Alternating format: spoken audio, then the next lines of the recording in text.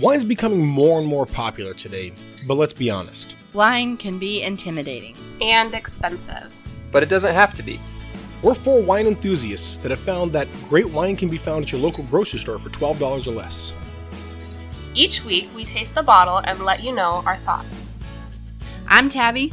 I'm Andrew. I'm Mary. And I'm Dez, and we are your Cheap Wine Club. Hey guys, it's Cheap Wine Club. I'm Tabby. I'm Andrew. And I'm Dez. Welcome back to the Wine Club where you don't have any membership fees and you don't have to talk to anybody you don't want to. Which, I don't get that right now. I don't know. Just kidding. These guys are some of my best friends in the world. That's the true story. They were. Okay, so I forgot to look up a trivia for you guys, but I just found one ready. This is one that Andrew probably already knows. If a wine is described as hot, what does that mean? So if a wine is described as hot, Do you know that? what does that mean? Is it A, it has too high of an alcohol content, B, it is overly spicy flavored, or C, it is served at too warm of a temperature? Okay, I do know this one. I'll let you guess first. So A, B, or C, if a wine is described as hot, what does it mean? I know this one. I'm going to say A, even though I don't really remember the answer. I mean, what A was. What A? What's A?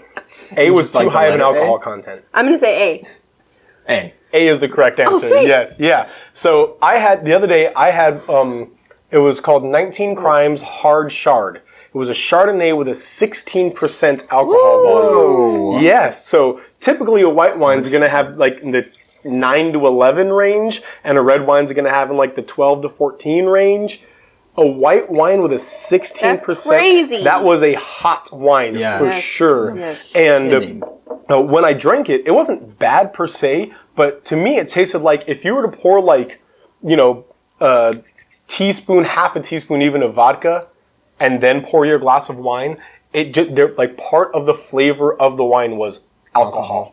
It was. It wasn't a bad thing. It was different, but it was. I don't know if I'd buy that again. The hard chard again. It was also like it was probably like an $11 or $12 bottle. It wasn't that much. It's a good name. Anyway, I like the name. 19 Crimes. Oh, no, the hard chard. It's just, yeah. Oh, 19 Crimes with the prisoner on the label, right? Yeah. So today we are tasting Gnarly Head's Old Vine Zin. It is a 2016 Zinfandel. Andrew, why don't you explain what Old Vine means and kind of what because it is distinct from just a regular Zinfandel or a regular whatever else. So usually what people mean when they say old vine is that the vines have been around, meaning growing in the ground for about 100 years. 100 years. Sometimes I think they can be transplanted and people still will generally consider that old vine as well. But I was looking this up actually beforehand, and true to American wine culture in general, it's actually not a protected legal term in the U.S. So, which is shocking to me. Yeah, so they were saying that actually, a winery can say, oh, this is our old vines, and it can be 5-year-old vine. There's nothing that actually, determines that, which, I mean, actually kind of makes sense. I mean, that's generally true of most of our No, see, this is what first makes me because terms.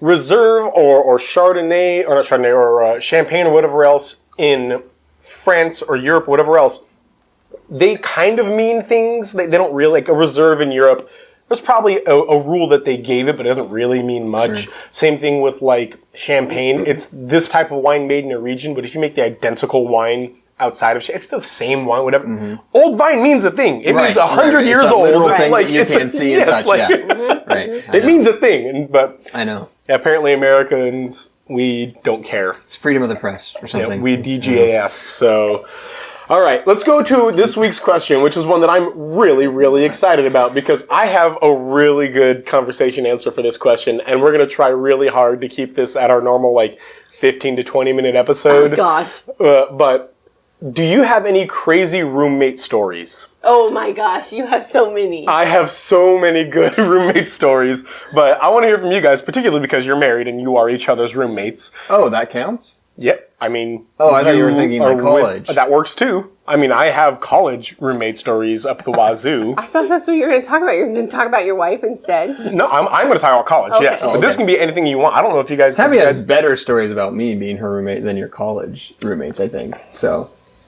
I don't really have that many good stories about you being my roommate. Okay, being a roommate with Andrew is something else, let me tell you. Especially at night when you're sleeping. Exactly. When you're in REM cycle. Yeah. And this one has a legitimate, all-out fear of Spaghetti? That stuff is terrifying. I'm trying to say specifically spiders, but really anything that crawls. He will have nightmares. He has had multiple nightmares This is true. in our marriage. Okay. Where Night terrors. terrors. He will wake up screaming, high pitched like a girl, okay? Screaming. And I didn't know this. you didn't know that? Oh my gosh, it gets better. You've It never gets heard better. this? You and I have been good friends for years. How do did you I not never know know? He will wake me up screaming, okay? And I'll be like, Andrew, I've learned my lesson. I don't do that anymore. As soon as I hear him screaming, I am punching the crap. And sometimes he's up on the bed. Like there's been many times where he'll stand up on the bed screaming, trying to brush off whatever's on him. And I'm laying in bed. I'm like, Andrew, wake up! And I kick him really hard. I've kicked in the chest. I've run off the bed. He has run off the bed before. Jumped off the bed. Yeah. It ticks me off. I hate it. I always think I like it's that funny your once I husband come is to- suffering through a psychological trauma, and it Thank just you, makes you Steve. so mad. Thank you. It really makes me mad because She wants me to fix it. Like, we have kids, okay? And I'm a tired mom, and I want to sleep. And I don't want you to wake up the kids. fair enough. That's fair. That's very fair. I think it's funny when I come to. I always start busting up and laughing. And I'm trying not to laugh because I'm so mad. It is funny, though. But seriously, That's wonderful. Man, I was sitting with, it was me, my wife, and somebody else. Three of us just sitting and having a conversation.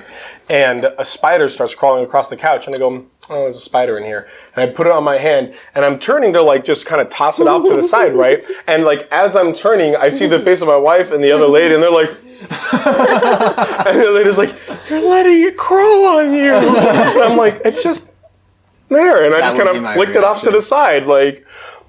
I almost fell on my face running the other day because I saw a spider web coming up, and it was one of those moments you were already committed to that direction, and so I just had to duck, and then the sidewalk came up right at that point, and so The sidewalk came up. It just leapt up at him. It's do out of that. nowhere. These sidewalks in Portland, I mean, they get scary. So anyway, I don't take. I almost one time threw my phone into the Olentangy River at Ohio State because I ran into a spider web. He was talking to me on the phone, and we were talking, and all of a sudden, It was just like. I just hear this clatter. He totally... Because of a spider? They're gross. No, not even We a don't need to spider. go It back was there. a spider Web, web. just the web. So I thought about probably my best roommate story, and sorry if you're listening. I won't say names, but Oh, I will. Matt Millsap. It's coming. I lived with the same roommate for almost the entire time I was in college. But at the very end of my time there, we had another guy come live in our apartment. His name was Doug, and there's a tradition at Ohio State where you go and you jump into this little pond that's called Mirror Lake, and it's during the Michigan week, and then it's freezing cold, it's in November, it's... Okay, I have a very important question about Yes. this. It's no longer a tradition, because...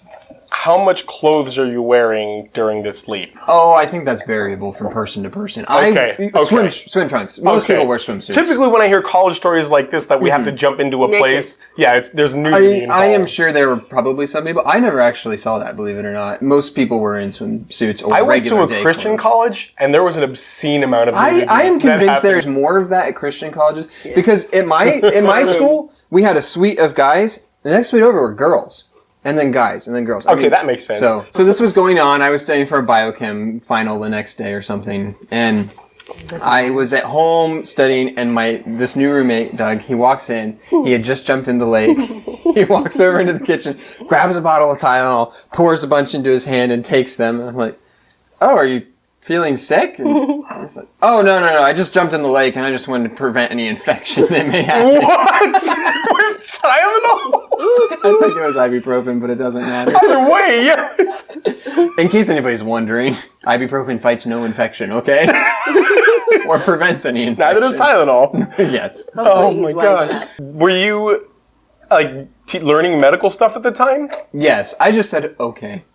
Oh Let man, him go. You're a better man than That's I. just my I'd personality. have been like, you're stupid. So when I moved into an apartment later, more fun, crazy things happened. If you ever want to hear my stories about them, that's capital T, them. Them is an entity that just, they're almost like a pranking. Have I never told you guys about them? No. No. Oh, I have 150 million them stories. I have another YouTube channel called Des and Fox Play. And you can look up a playlist called Halloween 2016. And it's for 1 week. It was like 5 days. Every day, I told a story about them. And it's just an entity that began with, you guys know Josh Higgins, and his roommate Dave. But then it just kind of followed both of them. And so Josh moved in with me and this other guy Dan, and then it kind of started weird things started happening to me and Dan as well, and then Brandon moved in with us, and weird things have been happening with Brandon to the point that it was things like, so here's an example, just real brief example of them. This is the most recent them moment for me. Was in 2014 we went to a high school camp, and one of my students was in the van on her phone. This may be in 2016 on her phone. And just texting and doing whatever, and then she fell asleep and took a nap. Okay. Woke up, phone gone. No, I couldn't find it anywhere. Where is it? Check my... So later that day, when we got back, we emptied the the van altogether. Entirely emptied it, nothing in there. What? Later on, we even took all the seats out of it. This is one of those 15 passengers that you can take the seats out of. So literally empty, not in there at all. What? No idea what happened. Just disappeared. Wow. So one type of thing where like, at that point, I talked to other students. I'm like, are you playing a prank? Like, did you steal her phone? Right. No, nothing at all.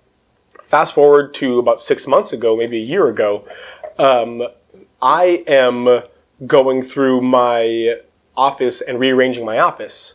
And I have a guitar gig bag, and I feel something in the gig bag pocket, and I open it, and there's a cell phone in there. And I have no idea where this came from. And I am looking at it and whatever, and I post online, found a random cell phone. Where did this come from? And she's like, that's my cell phone!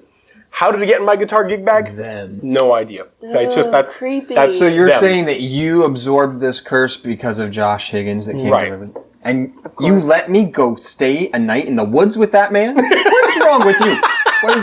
Is there not a warning that comes They're with not that? malevolent or anything. Them aren't malevolent. They don't hurt anything. Do They're you know just how much a cell phone tricksters like costs that. these days? That's true. That's very true. That's malevolent. Little things like we woke up one morning and there was an ace of spades in a picture frame in our house. Just Creepy. ace of spades from a card deck just sitting in the picture frame of our house. I don't know what's not malevolent about that. That's How creepy. is that malevolent? That tells me you're next.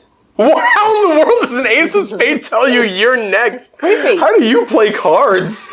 An ace is a single one. Like, I'm picking out one of you for something. Okay. We can get into that later. I want to tell a different story about Matt Millsap right now. Millsap. Matt Millsap. Okay, so... Is this the guitarist? No, that was Dan. Dan was the bassist. I've met Dan. So Dan's a really cool guy. He's a bassist and plays guitar. But you can go check him out, Guns and Guitars. He has a YouTube channel right now called Guns and Guitars, and it's really, really cool. Custom makes all his own guitars and bass and stuff.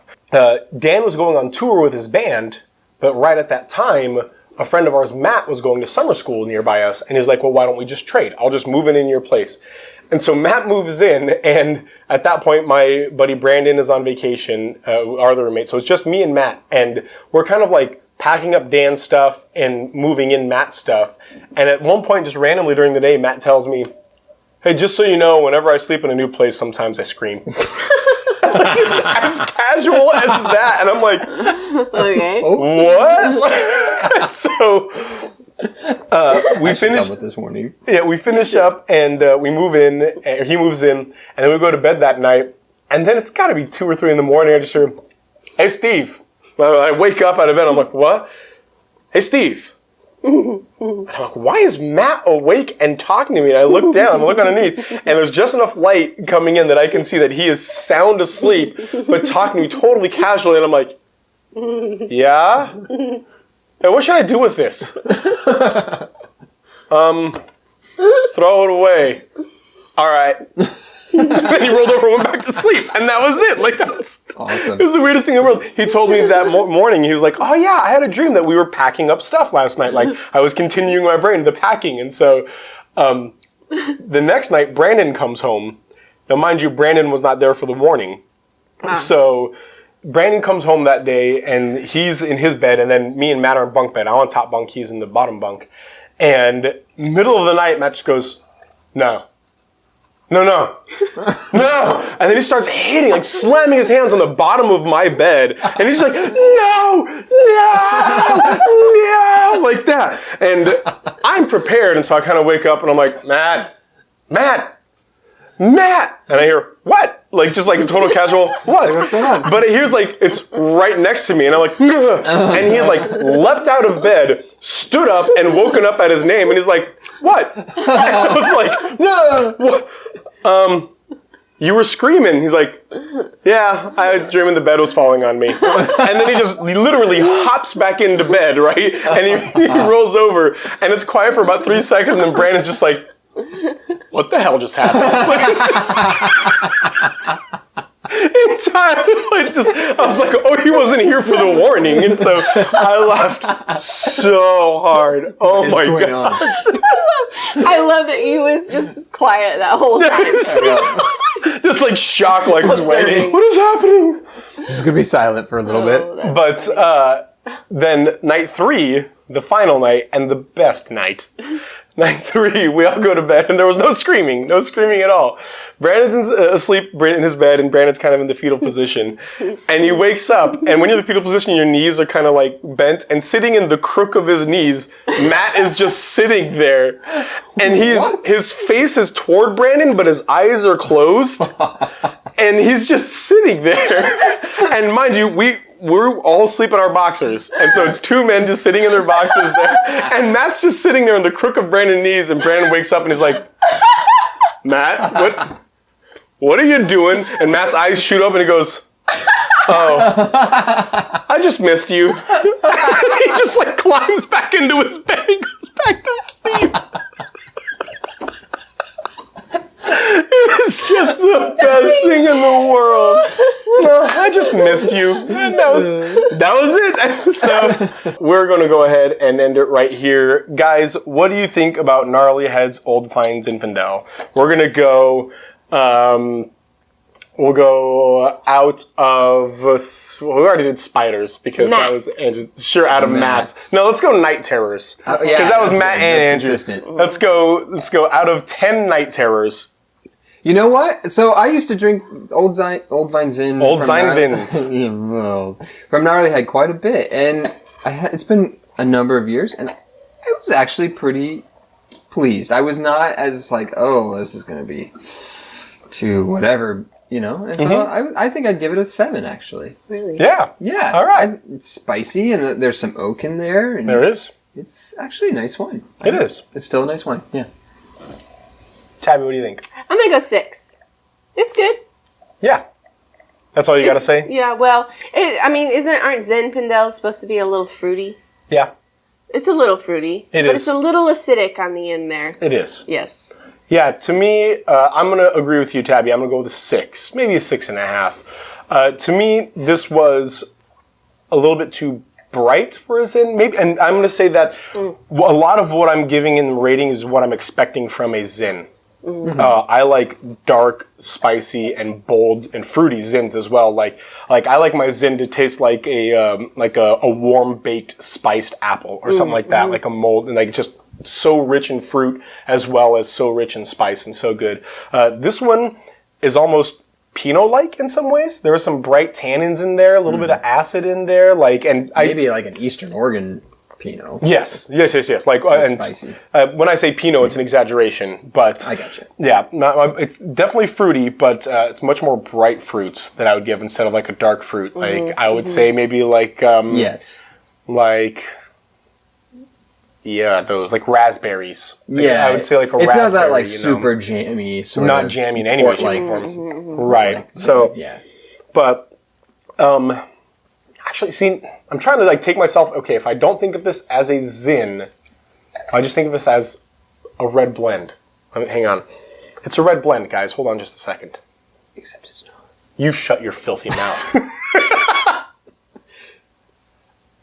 See, to me, I think like the whole world took Gnarly Head Old Vine Zin and then was like, oh, people like dark fruits. We're gonna like go really into that, and I get overwhelmed by it sometimes. And so I thought this was gonna be like that. I thought it was gonna be overwhelmingly porty, and it's not. It's not at all. Yeah. So, No, I'll give it a 6.5. I'll solidly fall in 6.5. nice. It's a little bit That seems fair. more on the acid than I'd like it to be. It's brighter than I'd like a Zin to be, but it's not bad in any way, shape, or form. It's good. Okay, here's what I'll say. With a Zin, I want to be able to pair a Zin with a steak, or Yeah. be able to sit down, and I don't think this would pair really well with a steak. got This you. is, then not as dark or rich as I'd like, but it's good. It is Yeah. good. I It do could like use it. more oak, I think. Absolutely, More yeah. oaky flavor. It could use You more have of to a kind lot of of fight things. to get that. Yeah, but it's there nice. is some good sweet flavoring in there, good, bright fruits in there as well. So yeah, it's 6.5. I'll give it that. So, well, guys, that's Gnarly Head's Old Vine Zinfandel and our roommates.